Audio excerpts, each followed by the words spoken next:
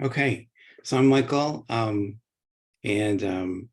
I guess Flux has been going on for a while now, so I'm gonna just talk through a bunch of the stuff. I asked Manuel what maybe I should talk about, and he said, "Well, tell us about how Flux happened," and so I started with that, and then went on to a bunch of other questions and topics like that. I put a mockingbird on the front page here because I've had one outside my bedroom window for the last week. And so I've had a lot of time to wonder about people who wake up early. And I included that in the talk too. All right. So Flux, we kind of say we started it in around 2008. And around that time, we were messing with some of the screens that this is a reenactment from later, but we were kind of using them as programmable lights. So we would like draw, colors on them and see how they lit up faces. And you could draw a highlight in someone's eye, like a certain shape that you liked, and then take a picture of it. And so we were really aware of this idea that screens were, reasonable light sources. They're not the brightest light sources we have, but they can sort of contribute to a scene. So, and you can do with that stuff, you can do pretty cool creative things. And I ran across all this this classification mostly from the color science literature. They talk about illuminant mode, where we normally classify screens, which is a thing that makes light and you just sort of see it, versus object mode, where you really are trying to discount the illuminant. You're trying to take away the color of the light so you see the real object color. And traditionally, screens have always been regarded as illuminants. And I think we've kind of explored a fuller range of this, and screens in my mind might occupy somewhere, they occupy more of a continuum on this scale. I'll talk about that a little more, but I just wanted you to have these concepts to think through as I go through a few things. So when we were starting this in 2008, the screens we were using late at night were still these big desktop screens, and they'd gotten very bright. But because they were not LED yet, they didn't dim very well. So they were bright, and they stayed bright all night. And if you were using a laptop at the time, it was probably pretty dim, but these screens happen to be pretty bright. So now, as you know, our phones dim really, really far down to 1% of the peak brightness. And to trade for that, we now have lighting in our homes that doesn't dim. So it's kind of changed since 2008, but this is where things were at the time. This is where we kind of started. And Lorna is my wife and co-creator on the product, and she was doing a lot of oil painting at the time. And we had put these super daylight bright lights up there so that when the sun set, the colors wouldn't change. She could just keep painting all night, and she did. And one night she came downstairs, and the whole room was lit with these warm incandescent lights and really low light levels. And she looked around and she said, all the screens are the wrong color. And they were bright daylight, like this room she just came out of. They were bright and daylight white. So we made a little tool. It was kind of the opposite of what we did with photos. With photos, we tend to take out the illuminant and try to render everything in sort of its object color. So we try to take away the orange light and make it look white again. And so we made a little tool, and we were just typing stuff into the command line for a couple of weeks, and we kept doing it every day around sunrise and sunset. And so we kind of automated that. We put some fades in it, and this is really the moment Flux was made. So it came together pretty quickly. Now, we wanted to share it with a bunch of our friends. We didn't really think it'd be a big deal. It was kind of weird. So but we made a web page about it. And Lorna remembered that bird migration could be influenced by day length, and we did a literature search and found some information about human action spectra, and that melatonin suppression was, shifted towards the blue part of the spectrum. And so we suggested there might be a connection to sleep disruption when we posted it. And I don't think we've changed the text in 15 years. But we were a little skeptical. We didn't know if the levels were right, but we knew it was sort of making us a little more relaxed. And so we thought that was fine. And kind of around this time, we kind of felt like Flux was done. So this is 6 months in. We thought, well, we've done what we can do to screens, and that's pretty much what we should do. And then we kept getting these emails like, oh, this is really important. This changed my life. And we're thinking maybe it's placebo, maybe it doesn't matter. We don't know how much it matters. And then we got this funny one, like, oh, my life fell apart and I couldn't sleep. And then I remembered I got a new computer and I forgot to install Flux. And when I put it back on, now I can sleep again. And so now we're like, maybe it's not placebo. And then, the computer scientist in me is like, well, how do I get the exact right number for every person? And then I'll just put that number in the software and I'll be done. And that'll be the end of this project. And obviously, that wasn't what happened. So really, when you talk about lighting schedules, how much and when are the two questions. And increasingly it's what, like, which is, what lights, are we outdoors? Are we indoors? What are we doing? But these things get, they start really simple. You're like, well, I can change this one knob. So how much should I change it? But then they get really complicated because you're like, well, when should I change it? And what should I change?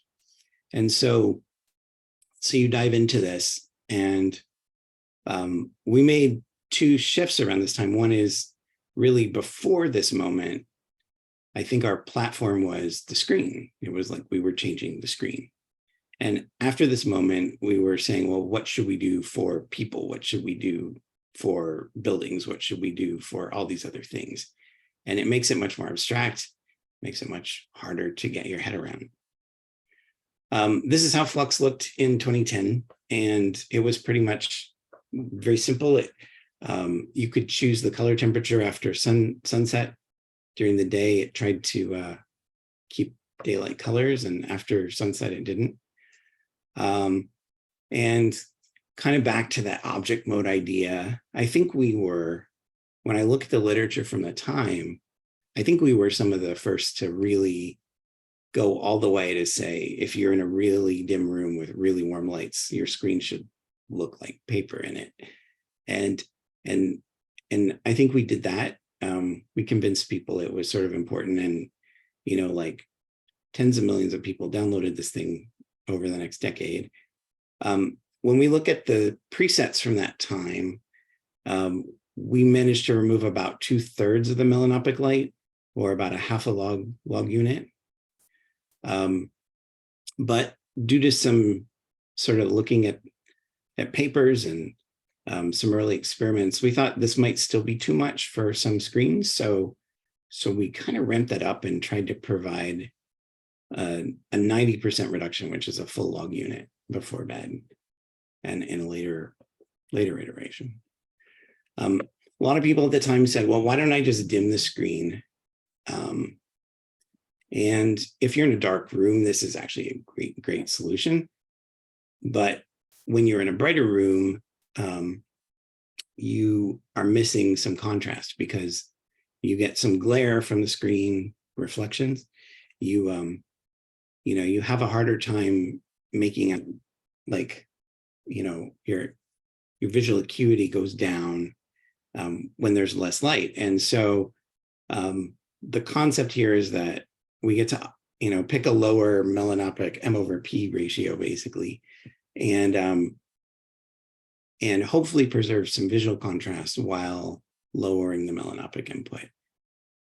We have a bunch of circadian references in the, sort of 2014, 2015 update to go into, but around this time, we're kind of starting to think we have to change all the lights too. And we didn't, I'd say we haven't accomplished this as much as we wanted to. And yet we're trying to lead from the software here. We're trying to say, well, what if the lights could do more? What would they do? And yet, to be honest, we're kind of pulled back to like just match the room, right? That's kind of what people want us to do. So I put in a few things. Our sunset fade here is based on real timing where you are. So if you're near the equator, I think the sunset takes like maybe 45 minutes. And if you're up at like 50 degrees north, it might take like an hour and a half or longer. So we thought, well, we'll just replicate that because it's probably an important thing from, seasonal signaling. We built in this sort of late night fade, which is an important part of this design because it gives the system a lot of flexibility. We ask people when they wake up, and then we carve out sort of a dim light portion up to that point of like 9 or 10 hours. And this, people do complain at us. They say, well, I only sleep 5 hours a night, so why do I need all this dim light? And we say, well, your circadian system doesn't really know. It doesn't really care about how much you sleep. It's like a separate thing. And so I think this has been a theme for us, is like talking or trying to educate on the differences between maybe circadian things and sleep things. And it doesn't really appeal to most people, but we keep trying anyway.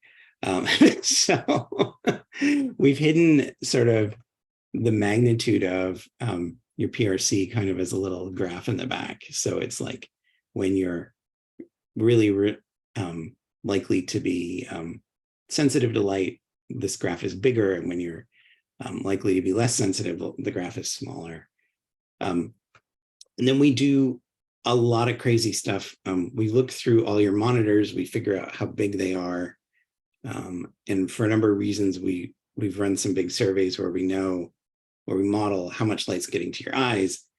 And then we can predict sort of relative, on the sigmoid dose response, like how much that scene is how bright it is compared to being outdoors. So we call that a circadian response. And it's just sort of our normalized metric of 0 to 1 there.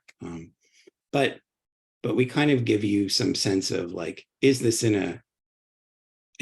sort of a more alert state? Is it a less alert state? Is it going to delay you? Is it, is it sort of more in the middle? And we were sort of giving advice about these kinds of ranges for quite some time. So as you probably know, there isn't one number for everyone. And so we started looking at these things, and some of it is very challenging, and I wanted to sort of go into that. So there are examples in the literature of elderly people or very early types who do better with evening bright light exposure. So if you look through the seasonal affective disorder literature, you find that, about 80% of people respond well to more morning light, but there's a group that responds better to more evening light. And one of those groups, in the early evening, you can help to consolidate sleep and prevent sort of wake maintenance insomnia by sort of extending the day on, at the end of the day. So this is a challenge, because if everyone believes that their devices are the thing that's messing up their sleep, but some people, a small number, need more light at night, it's hard to communicate that. It's hard to make it make sense. As people know now, sensitivity varies by age. So we see a big effect, like I think it's about 4 or 5x change due to lens yellowing. And then in dimmer light, senile miosis, where older people have a smaller pupil, also affects how much light gets to the retina. Even among some people with similar ages, the work out of Monash says that light sensitivity overall can vary by a factor of 50 between subjects. So we've tried to make tools that adapt to chronotype and age, but we've failed in a lot of ways to make them simple. So we have a sort of crazy airplane cockpit control panel that we never ship that says, like, here's a bunch of questions, and then we do all this math. And then we're like, it's not going to make sense to anybody. So we don't ship it. This has kind of been a theme of the last 5 years of my life. So but one thing that comes out of this work is that if you just ask somebody sort of, are you an early bird or a night owl, you haven't described them enough to design an intervention for them. So we know that certain people, their bodies just think the day is much longer than 24 hours. There's a few people who think, it's a little bit less than 24 hours. And we know that part of chronotype. But there's also differences in light sensitivity. So as I mentioned, that changes with age. But if your chronotype is dictated more by your environment and your sensitivity to it, versus sort of your intrinsic timing, we don't have good ways to tease those factors apart and know what the most effective intervention would be for you. So there's still a little bit of like push and pull and try things out and, see what works. And I think that stuff doesn't translate as well to consumer products. So we haven't put as much of that in there. I mean, you can't really put people through a multi-week protocol to, test what works. Although some of them would be very excited about it. I think sometimes when we speak about light-based interventions, we fall back to the seasonal affective disorder literature, and we say, like, well, everyone needs more morning light.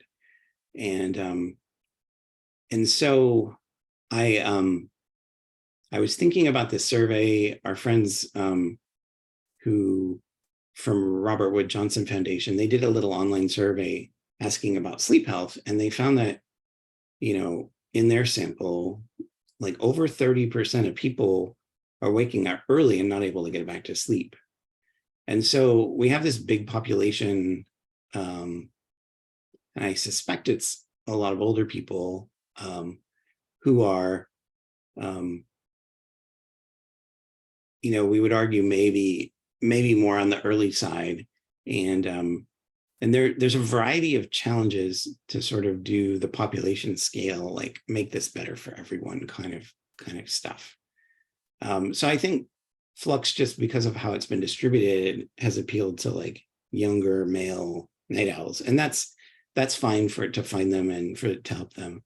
But I think as we have been looking into like, how do we make buildings healthier? How do we make, how do we give recommendations that are good for a larger set of people?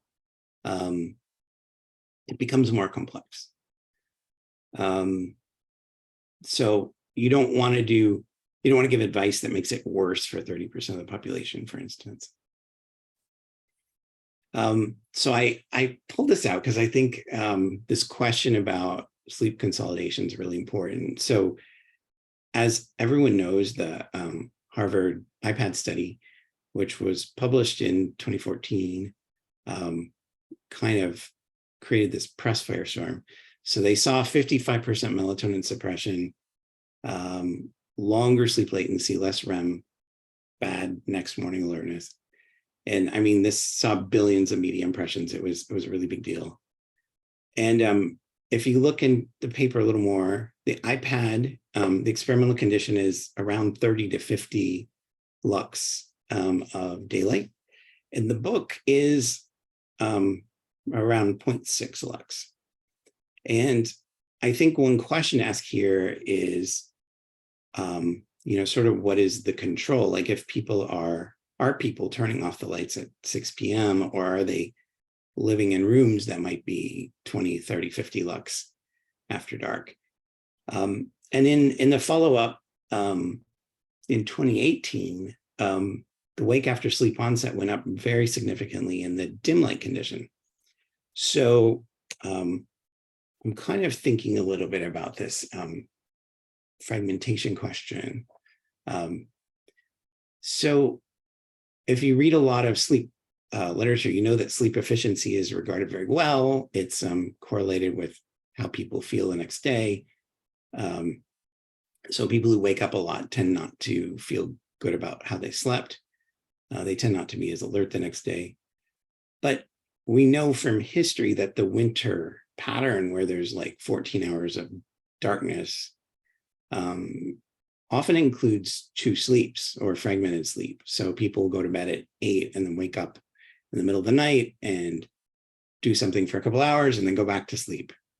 And a lot of modern people don't like this pattern at all. So they find it very disconcerting. They find it upsetting. So I think my mental model is that our electric lights are probably helping us to consolidate sleep and push us towards the summer pattern where we kind of have one block of sleep at night. And I just think, in my own experience and sort of, what I've seen from myself in my house, which does really extreme versions of all this stuff, we'll find more of these cases and we need to sort of think them through. We need to know what that means. So do people want 14 hours of dim light? And the answer is probably not. They feel less productive. They feel less happy. Are there harms only to having like every day be summer? And I think there might be. I think we should have some seasonality, but I think it's an area I would like to understand better. And so I'm just making slides about that stuff.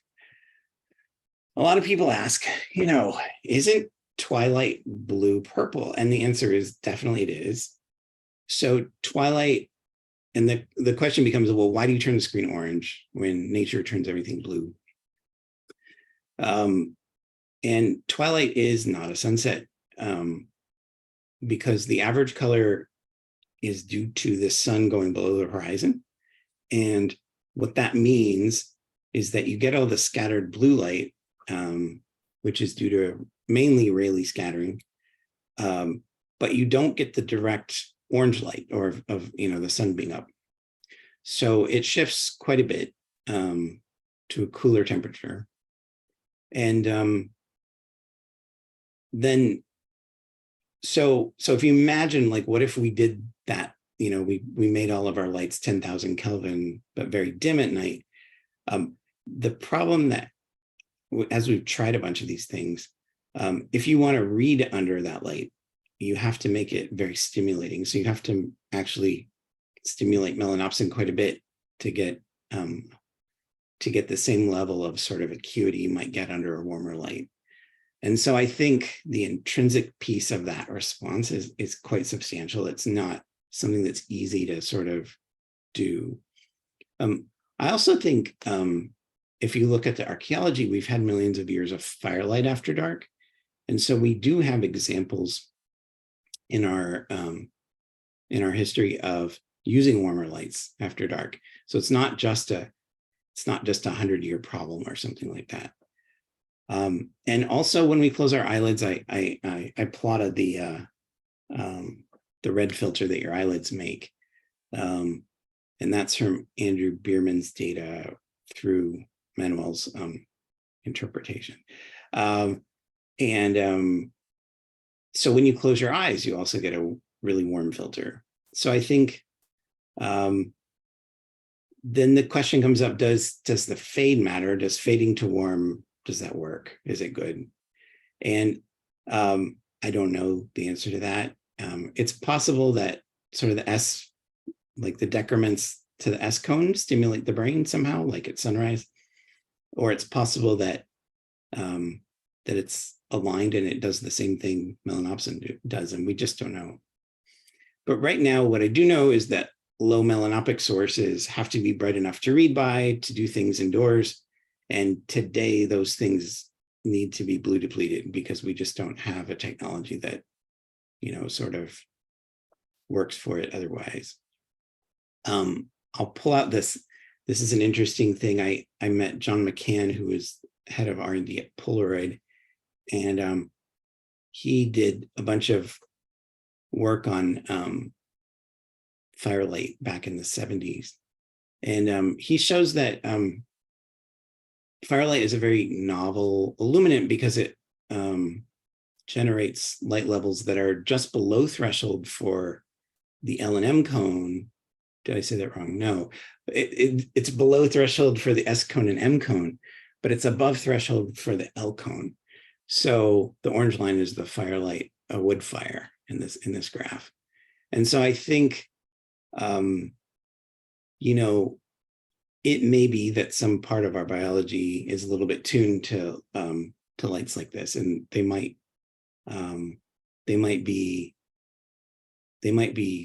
feel good for a reason.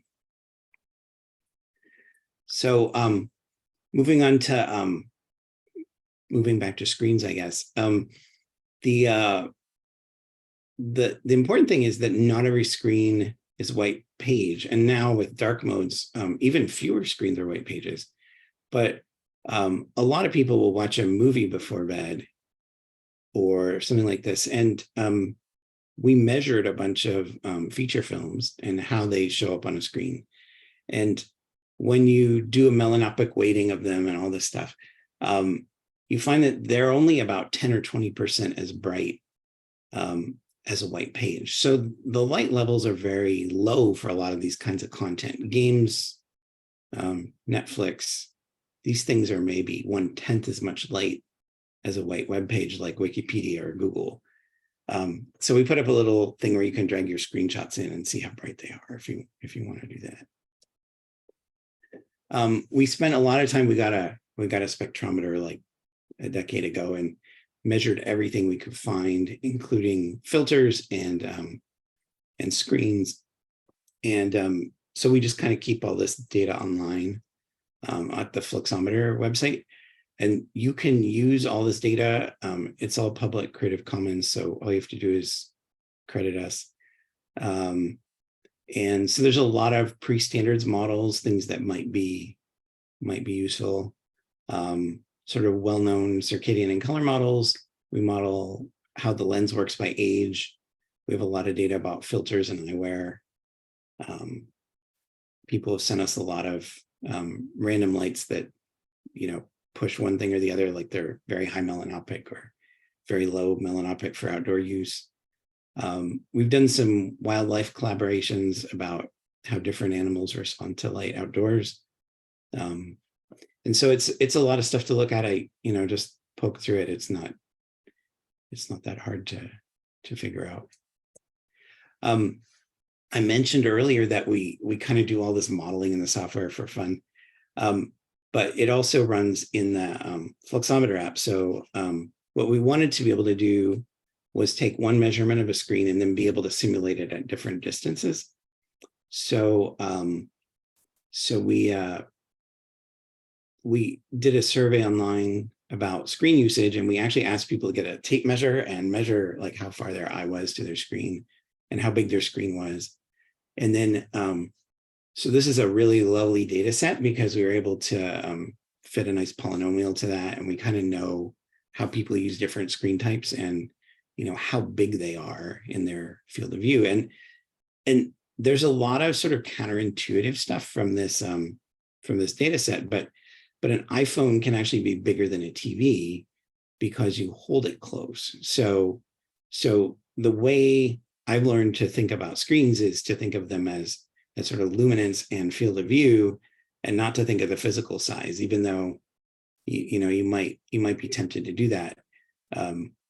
But it's a lot about the ergonomics. Like, do you sit really far back in your chair, or do you watch the TV across the room from bed, or whatever it is? Or do you hold your phone like 8 inches away from your screen, from your eyes?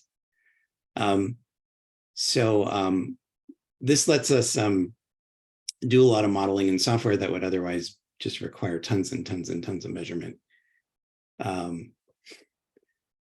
let's see. So one thing I want to mention a lot is that, especially as the screens get dimmer at night, they're maybe not the brightest thing like my 2008 monitor was.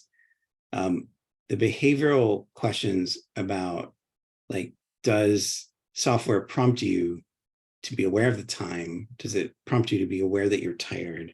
Does it prompt you even to go to bed? These things have big impacts on sleep health overall.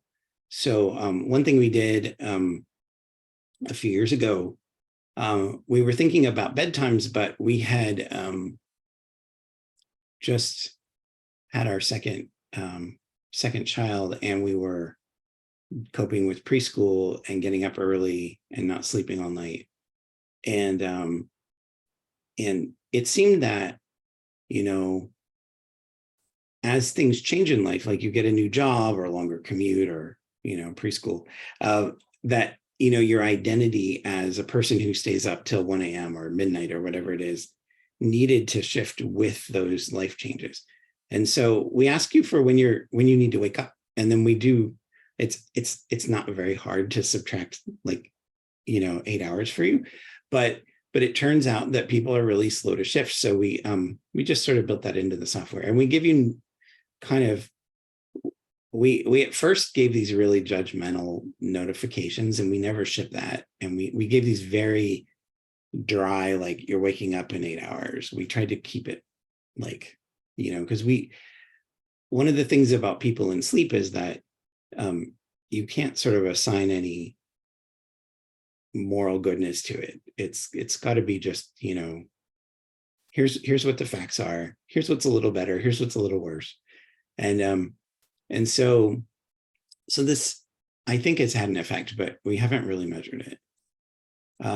So I wanted to fast forward 15 years and talk about, of course, what we all know screens have done. And I think increasingly what we're aware of is that screens and lights are part of the same system. They're part of, and one of them, which is a screen, is connected to this really powerful computer, and the lights just don't pay attention. So I think that's sort of the next puzzle. So, of course, there's lots of ways to make screens dim now, and a lot of people don't know how well this works. So, dimming on most phones right now is, if you dim from the top to the bottom, you're going more than 50 to 1. That's 1.7 log units. Dark mode, even without dimming, is another 50 to 1. Color shifting, as we do it, is 10 to 1. Most of the knockoffs of Flux don't do much, so I wrote 2 to 1.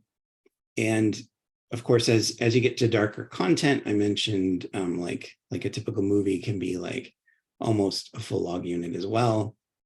And then as you use smaller screens, we probably see like another reduction of,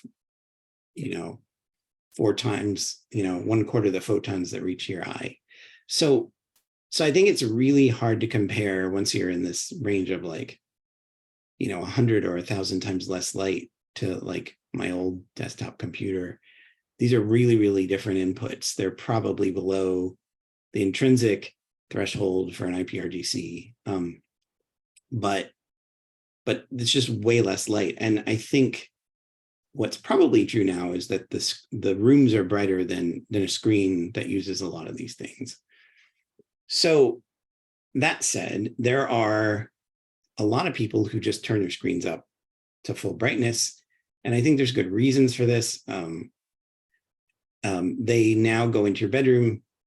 Some of them, buzz at you all night and get you to wake up. And there's plenty of stuff to do at all hours. There's not like sort of a time where the screen shut off, even though a lot of people are trying to make this work better. So a lot of the reason this has worked so well is that we've moved to portable devices. So battery life and dimming throughout the day have been sort of hand in hand. So the auto brightness screen sharing is paused. Why? Okay. Can you see it? I hope. Yes, yeah. Okay, good. So, but I think it's interesting to think about how screens make our rooms and workspaces darker. So if you have a lot of lights around you, say from a window or daylighting, the monitors are really reflective. And so people see a lot of glare. So they might cover up the windows. They might make things darker. We even use projectors in meeting spaces and then turn off all the lights. So I think when we think of lighting and screens together, we see sort of a lot of this interplay. Like, well, I want to be able to read this thing, but I also, I don't want a lot of glare. I don't want a lot of discomfort. So I think in the end, screens end up driving down our indoor light levels on average. And if we were still using paper for everything, we'd probably be in brighter rooms.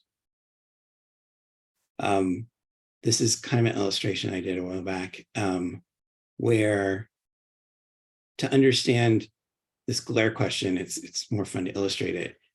So the reflection on an iPad with, that's displaying all black is actually brighter than the white page of a book. So to make this iPad overcome these reflections, we would have to turn it up really, really, really bright.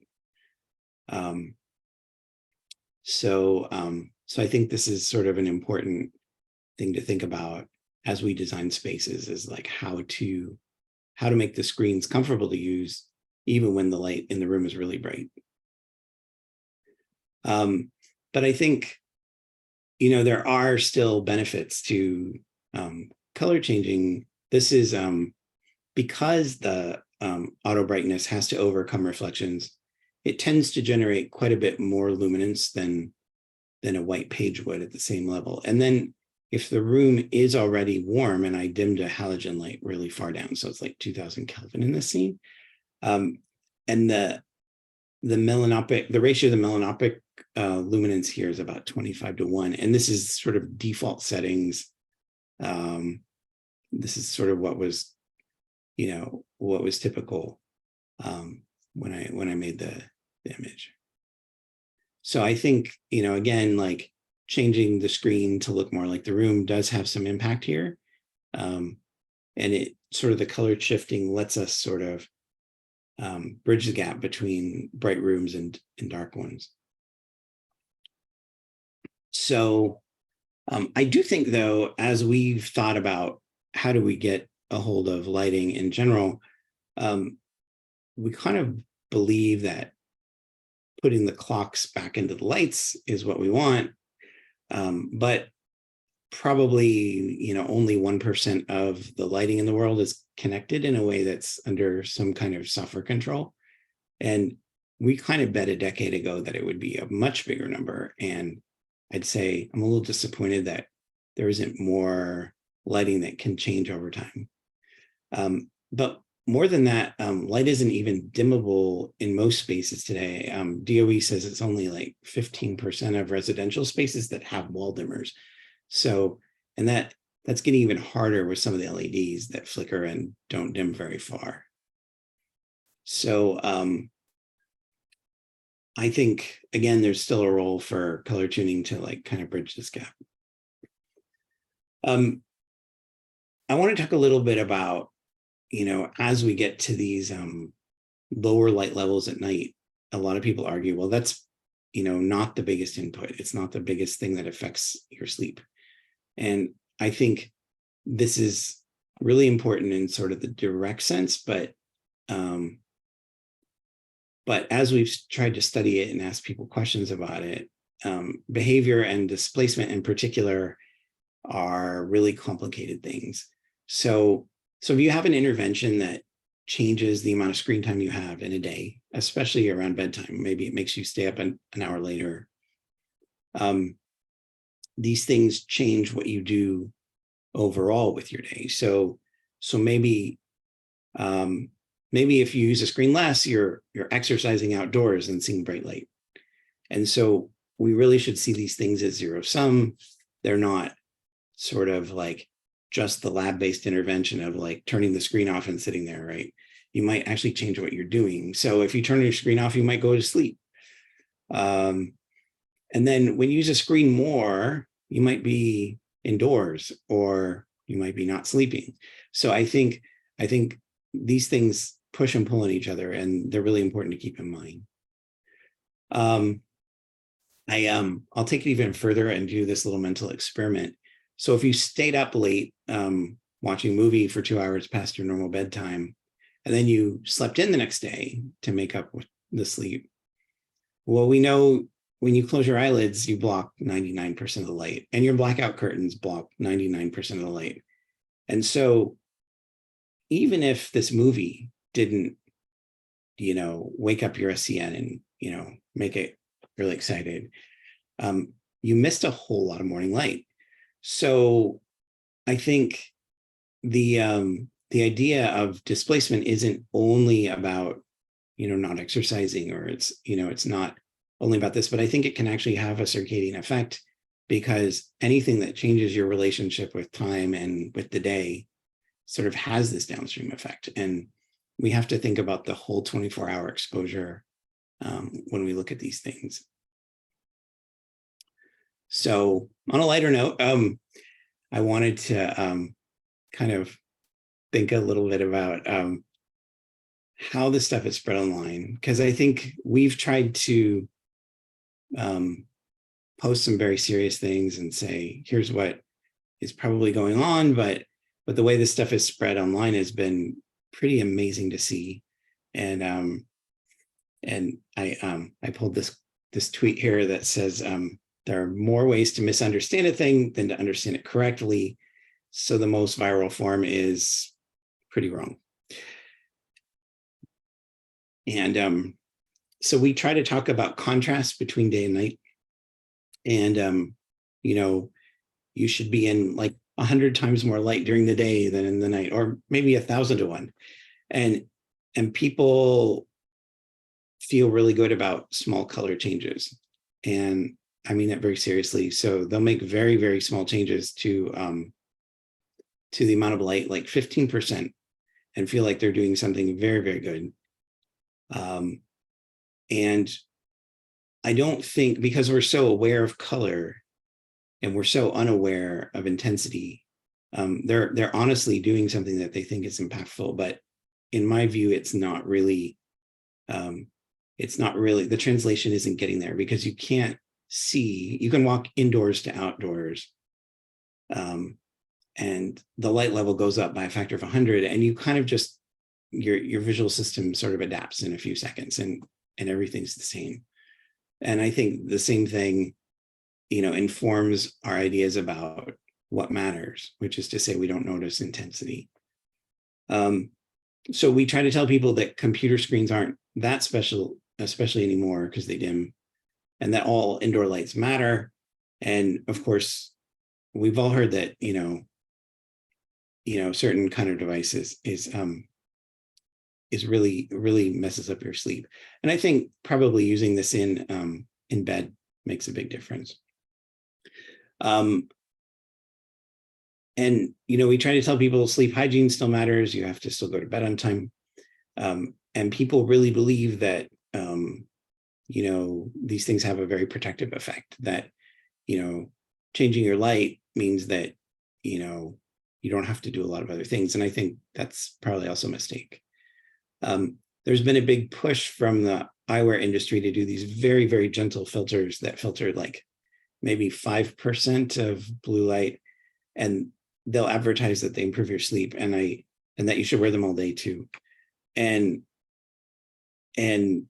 so we try to talk about dose and amount. And again, people really see these things as equivalent, like changing the light by a factor of 10 or 100 is the same as like 5%. So I might sound a little frustrated, but it's really hard to explain these things in a way that that people get. So translating the difference between these magnitudes is really hard. And then we talk about blue light is good, it helps train your circadian system. And of course, the internet knows that blue light is always bad. And so we get people who want to wear like dark red glasses all day, and And unless you have like certain degenerative retinal diseases, that's probably not the thing you need to do. So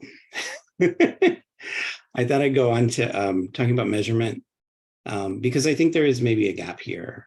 And I wanted to talk through radiance versus irradiance. So radiance is sort of the brightness. Like if you measure like one pixel, like how bright is the pixel? And irradiance is sort of the sum of all the pixels around your eye, like how many photons get into your eye. So a lot of the lab-based experiments are done in Gansfeld, where you're basically showing equal luminance or equal radiance all over the visual field.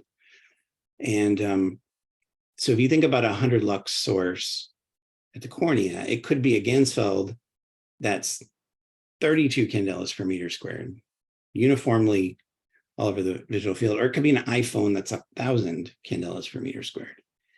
And I think because there's no diffuser in our cornea, we have to wonder what the difference between these two things is. And there is some work on pupil responses for this, but pupils, the pupil recruits a lot from the cones, so it's unclear if that can be translated.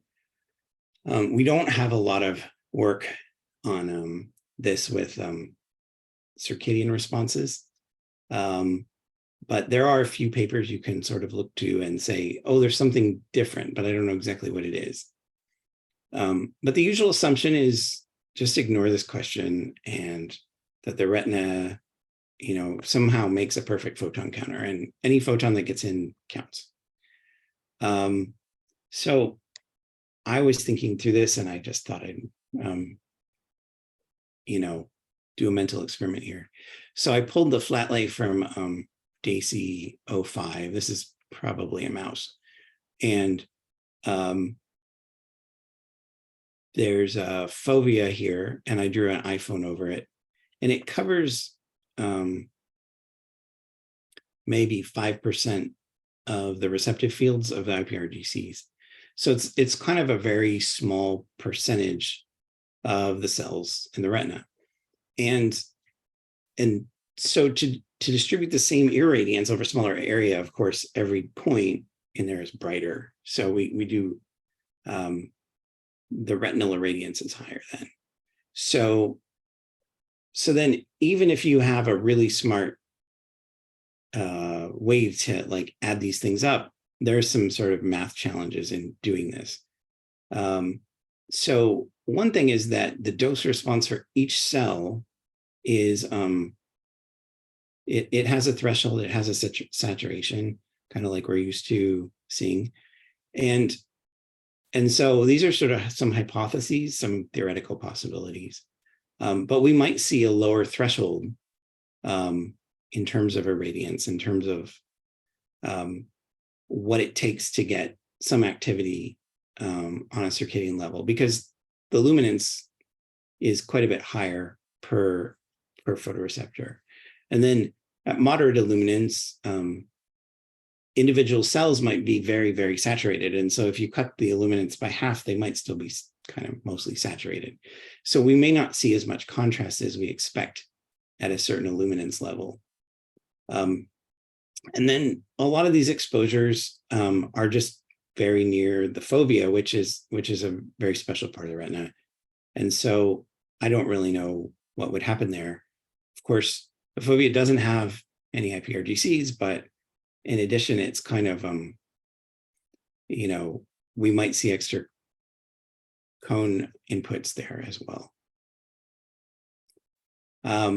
So when we look at the Manchester 2 meeting, Tim Brown is the lead author on the recommendations paper.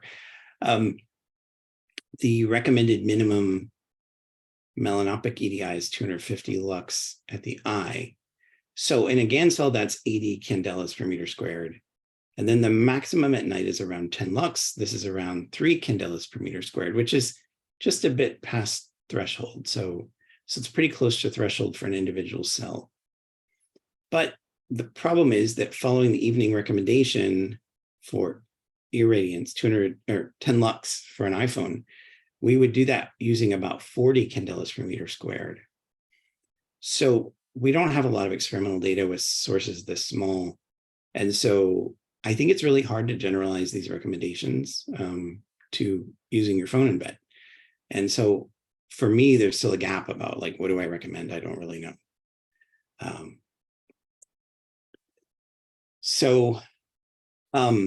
But I think in the end, screens, some people are trying to,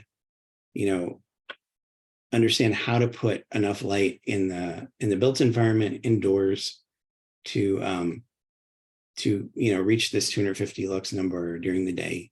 And large screens actually can provide a big percentage of the signal. The one on my desk is probably 150 lux right now. And that's provided that people use the screen all day, and then they use black and white text like they're using a spreadsheet for hours of the day. What we see instead is people are using a laptop, a dimmer screen, they're on battery, they're using a dark mode, their usage is intermittent. And in these cases, probably you don't get enough signal from the screen, right? So I think the typical case is that we don't get enough light from the screens. But I think it's certainly possible to think about the screens in this way. Task lamps and bias lights are also more efficient because panels aren't that good at providing light. Most light doesn't get through the panel. Overhead lighting is actually less efficient than screens, but it is always on. So there's sort of this usage benefit to general lighting as well. I guess when I think about lights overall, I always say that the sun is both a clock and a light. It doesn't really ask you permission to set. You don't really push a button on the wall. And so I think we need to put clocks back in our lights in every situation. And asking people to do things by hand means they do them at different times of day all the time, and they get very inconsistent sort of light exposure. And I think software continues to have a huge role here because of individual differences and how we mediate in shared spaces that might be really complex for some of this stuff. And that is all I have.